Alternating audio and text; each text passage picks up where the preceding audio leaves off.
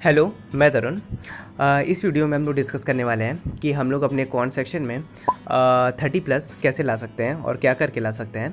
30+ तब जब हम लोगों का पेपर इजी रहे, मतलब कि क्लर्क प्री लेवल, और 25+ तब जब हम लोगों का एग्ज़ाम मॉडरेट है, मतलब कि पीओ प्री लेवल। वैसे तो 35 भी लाया जा सकता है, लेकिन ये रीजनिंग से एक लेवल थोड़ा ऊपर रहता है, तो इसके लिए थोड़ा ज़्यादा प्रैक्टिस और अच्छे स्ट्रेटेजी की ज़रूरत रहती है। ठीक है, तो आइए आगे बढ़ते हैं। और हाँ, अगर कोई भी डिस्कशन क्वेरी हो तो आप मुझसे इंस्टाग्राम में भी टेलीग्राम पर जुड़ सकते हैं, लिंक मैंने हर जगह दे रखा है। और मैं ऐसे यूज़फुल हम लोगों के लिए वीडियोस बनाता हूँ, तो अगर अच्छा लगता होगा तो जुड़े रहिएगा। ठीक है, तो आगे बढ़ते हैं। तो अब मेन मुद्दे पे बात कर लेते हैं। कौन सेक्शन में हम लोगों का पहला पोर्शन रहता है स्पीड मैथ्स। स्पीड मैथ्स में आता है सिंप्लीफिकेशन, अप्रॉक्सीमेशन, क्वाड्रेटिक इक्वेशन और नंबर सीरीज़। ठीक है, नंबर सीरीज़ में भी दो रहते हैं, एक मिसिंग और एक रॉन्ग नंबर। मिसिंग तो इजी रहता है, लेकिन रॉन्ग नंबर थोड़ा सा पेचीदा आ जाता है। फिर दूसरा रहता है हम लोगों का डेटा इंटरप्रिटेशन, ये भी इजी रहता है और प्रैक्टिस की थोड़ी नीड रहती है। इसमें केवल और केवल कैलकुलेशन रहता है और अरिथमेटिक के 3 टॉपिक्स जैसे कि रेशियो, परसेंटेज और एवरेज, इसकी नीड रहती है। फिर तीसरा रहता है हम लोगों का अरिथमेटिक। अरिथमेटिक एक ऐसा टॉपिक रहता है जिससे कि काफ़ी लोगों को मैथ्स में डर लगता है। ये केवल प्रैक्टिस कम होने की वजह से, क्योंकि जिस टॉपिक का प्रैक्टिस कम रहेगा तो वो वीक रहता ही है।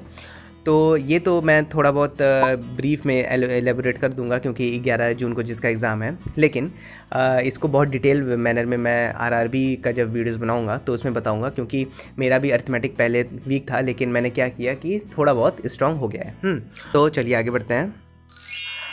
तो अब सोर्सेज़ की बात कर लेते हैं कि जितना दिन भी अभी बचा है 11 जून में, आप लोगों को केवल और केवल मॉक लगाना चाहिए, क्योंकि कौन सा रीजनिंग में प्रैक्टिस के अलावा कुछ नहीं होता।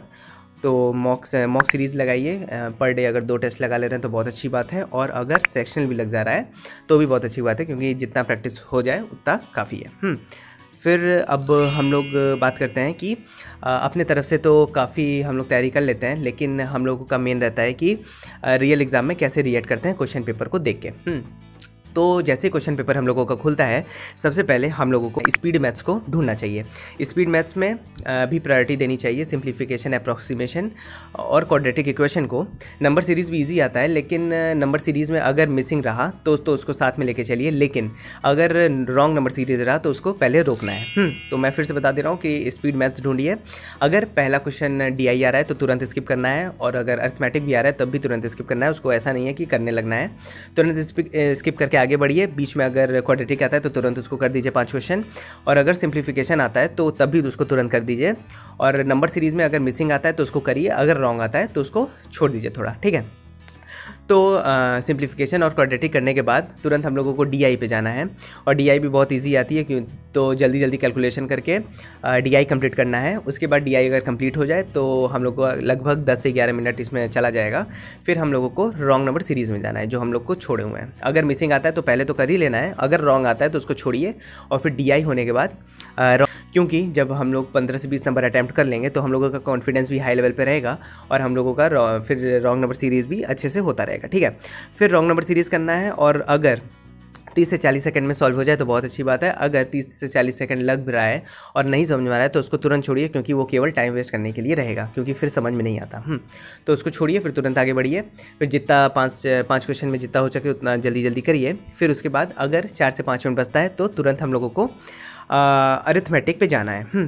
अरिथमेटिक पे भी हम लोगों को वो टॉपिक ढूंढना है जो कि थोड़ा बहुत हम लोगों का वो स्ट्रॉन्ग, जैसे कि मैं ढूंढता हूँ वर्क एंड टाइम या बोट एंड स्टेम, ये सब। तो ये सब ढूंढ लीजिए, और फिर उसको जितना अरिथमेटिक हो सकता है उतना कर लीजिए, काफ़ी है। और इस एग्ज़ाम में मैथ्स में अगर 25+ या 28+ हो जाता है तो बहुत अच्छी बात है, क्योंकि ये हाई स्कोरिंग थोड़ा सा सब्जेक्ट रहता है। ठीक है, और इसी तरीके से मैं इंग्लिश और रीजनिंग का भी बता चुका हूँ बहुत अच्छे से, तो उसको भी देख लीजिएगा, वो भी आपको बहुत फ़ायदा देगा एग्ज़ाम को अटैम्प्ट करने में। ठीक है, बाकी अगर इसके अलावा भी कोई दिक्कत हो तो आप मुझे मैसेज कर सकते हैं, हर चीज़ का सोल्यूशन होता है, उसका भी ज़रूर होगा। सो बस, thank you so much, bye bye.